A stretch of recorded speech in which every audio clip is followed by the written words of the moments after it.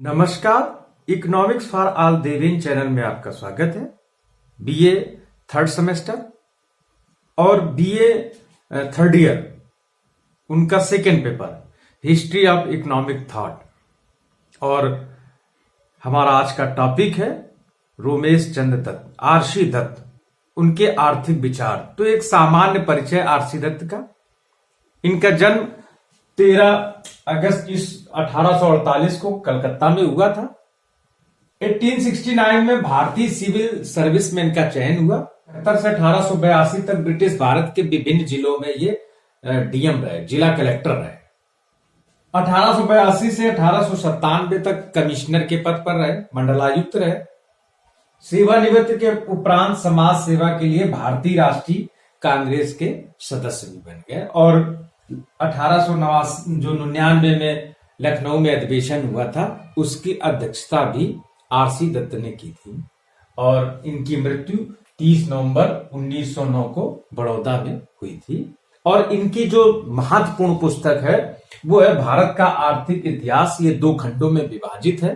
पहले खंड में ब्रिटिश इंडिया के आने से पहले और उसके बाद ब्रिटिश इंडिया बनने के बाद, फेमिन्स इन इंडिया, इसमें भारत के जो अकाल पड़े उनका इन्होंने वर्णन किया है। और तीसरा है India in the Victorian age. ये 3 इनकी बड़ी महत्वपूर्ण पुस्तकें हैं, यद्यपि इन्होंने और भी कार्य किए, लेखन कार्य किए हैं। लंदन विश्वविद्यालय में विजिटिंग प्रोफेसर भी रहे हिस्ट्री के। आरसी दत्त के अनुसार कृषि अर्थव्यवस्था का आधार है।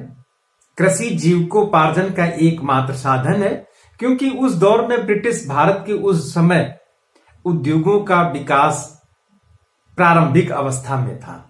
कृषि सभी का जीविकोपार्जन का आधार था और उस समय की कृषि मानसून का जुआ था, मानसून पर आधारित था। इस कारण से उत्पादन बहुत कम हो रहा था। उत्पादन कम होने के कारण जो जितने भी कृषक थे उनकी आय कम थी और वो गरीब थे। आरसी दत्त ने भारतीय कृषि की दुर्दशा के उसमें 2 कारण जोड़े। उन्होंने कहा कि भारतीय कृषि के जो ये दुर्दशा है इसके 2 कारण है। पहला एक कारण उन्होंने स्पष्ट किया कि मालगुजारी जो लगान है, मालगुजारी की दर जो है वो ऊंची है। मालगुजारी की दर जो है वो ऊंची है। जो लगान वसूल कर रहा है ब्रिटिश सरकार, उसकी दर ऊंची है। वो उसके लगान निर्धारण की जो प्रक्रिया है वो भी अवैज्ञानिक है। तो इस कारण से जो भारतीय कृषक है या भारतीय कृषि है वो दो चक्की के पार्ट में वो पिस रही है। एक तो माल गुजारी की दर, जो लगान की दर है वो ऊंची है, दूसरे लगान निर्धारण करने की जो प्रक्रिया है वो गलत है। दूसरा कारण उन्होंने बताया कि जो माल गुजारी से जो ब्रिटिश सरकार धन एकत्र कर रही है उसका बहुत कम प्रतिशत कृषि के विकास पर व्यय कर रही है। कम प्रतिशत कृषि के विकास पर व्यय कर रही है। कौन? ब्रिटिश सरकार।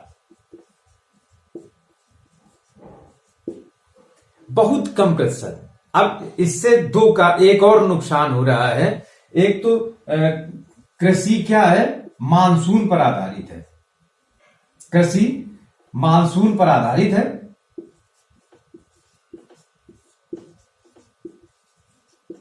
मानसून यदि अच्छा है तो उत्पादन अधिक होगा, मानसून खराब हो गया तो उत्पादन कम होगा। अब मालगुजारी की दर ऊंची है, कम प्रतिशत कृषि के विकास पर व्यय कर रही है और मानसून पर आधारित है, तो सिंचाई के साधनों का अभाव है। उस समय सिंचाई के साधन जो थे उनका जो नहरें थी, तालाब थे, इनका विकास या इन पर ब्रिटिश सरकार व्यय नहीं कर रही थी। सिंचाई के साधनों का अभाव था। इस कारण से भारतीय कृषि की उत्पादन और उत्पादकता कम थी। इस कारण से जब उसका उत्पादन कम है और माल गुजारी की दर ऊंची है तो उसके पास जो उत्पादन है वो कम हो जाता था, उसका जो सरप्लस होना चाहिए था वो कम। तो इस कारण से वो किसान जो है वो गरीबी के दुष्चक्र में फंसा हुआ था। तो उन्होंने सुझाव दिया कि माल गुजारी की दर जो ऊंची है इसको कम कर दिया जाए। जो माल गुजारी से धन ब्रिटिश सरकार एकत्र कर रही है वो उस कृषि के विकास पर अधिक व्यय किया जाए। मानसून पर आधारित है तो सिंचाई के साधनों का विकास किया जाए। तो इससे क्या होगा कि कृषि का उत्पादन बढ़ेगा, कृषकों की आय बढ़ेगी, कृषकों की गरीबी दूर हो जाएगी।